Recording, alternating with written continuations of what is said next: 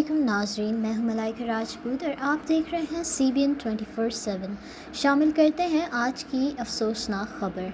मंगल के रोज़ वफाकी दारुल हुकूमत के सेक्टर G11 में ज़िले और सेशन अदालत की इमारत के बाहर एक खुदकश धमाके में कम से कम 12 अफराद जाँ बहक और 36 ज़ख्मी हो गए।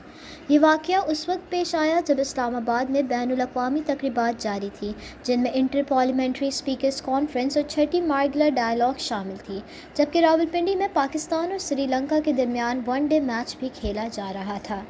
वज़ीर दाखिला मोहसिन नकवी ने मीडिया को ब्रीफिंग देते हुए बताया कि धमाका दोपहर 12:39 पर हुआ। उनके मुताबिक हमला आवर तकरीबन 12 मिनट तक अदालत के बाहर मौजूद रहा और अंदर दाखिल होने की कोशिश की, मगर नाकामी पर उसने खुद को पुलिस की गाड़ी के करीब धमाके से उड़ा लिया।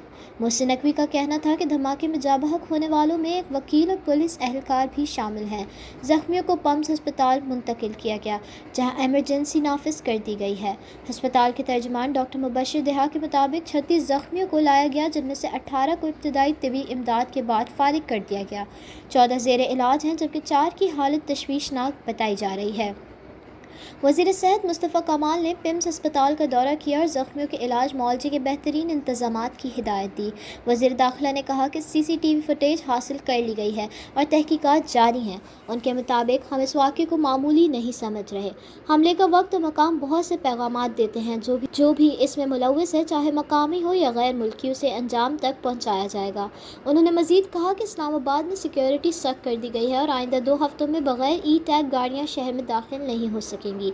धमाके के बाद सोशल मीडिया पर शेयर की गई वीडियोस में आग के शोले और धुओं के बादल साफ दिखाई दिए। ऐनी शाहिदीन के मुताबिक धमाका बहुत ज़ोरदार था और उसके बाद मुकम्मल अफरा तफरी फैल गई।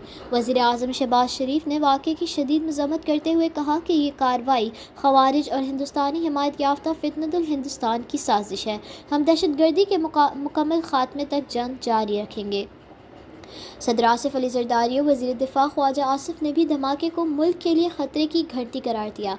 वज़ीर इत्तलाआत अताउल्लाह तारर ने कहा कि धमाके में अफ़गान सरज़मीन का इस्तेमाल वाज़ेह है और इसमें भारतीय ज़हनियत कार फरमा है। उनके मुताबिक यह ख़वारिज और फितनतुल हिंदुस्तान की आखिरी कोशिशें हैं, अब उनकी सलाहियत कमज़ोर हो चुकी है।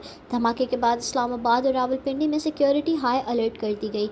रावलपिंडी पुलिस के मुताबिक मैच के दौरान सख्त हिफाजती इंतज़ामात नाफिज किए गए हैं। दूसरी जानिब दुनिया के मुख्तलिफ ममालिक ने भी धमाके की मज़म्मत की। अमरीका, चीन, यूरोपीय यूनियन, रूस, ईरान और कतर ने पाकिस्तान से इजहार यकजहती करते हुए दहशतगर्दी को इंसानियत दुश्मन अमल करार दिया। सिंध के वज़ीर दाखिला ज़ियाउल हसन लंजार ने कहा कि दहशतगर्दों और ख़ुदकुश हमला आवरों का कोई मज़हब नहीं, वह इंसानियत के दुश्मन हैं। कानूनी बरादरी ने भी वाक़े पर शदीद रद्द अमल दिया। वकला ने जाँ बहक साथियों के लिए दुआए मग़फ़िरत की और हुकूमत से मुतालबा किया कि मुजरिमों को फ़ौरी तौर पर इंसाफ के कटहरे में लाया जाए। सुप्रीम कोर्ट बार एसोसिएशन ने हुकूमत से वकला और शहरियों की सिक्योरिटी के लिए मुअस्सर इक़दामात का मुतालबा किया और इधर बरतानवी हाई कमिश्नर और दीगर गैर मुल्की सफारतकारों ने अपने शहरियों को सफ़र के मशवरे पर अमल करने की हिदायत दी है। वज़ीर दाखिला मोहसिन नकवी ने कहा कि रियासत खामोश नहीं बैठेगी, जो भी इस वाक़े के पीछे है उसको अंजाम तक पहुँचाया जाएगा। यह हमारे हौसले पस्त नहीं कर सका। इस्लामाबाद का खुदकुश धमाका एक बार फिर याद दिलाता है कि दहशतगर्दी के ख़िलाफ़ जंग अभी ख़त्म नहीं हुई। कौम मुत्तहिद होकर अमन और इस्तेहकाम के सफ़र को जारी रखेगी।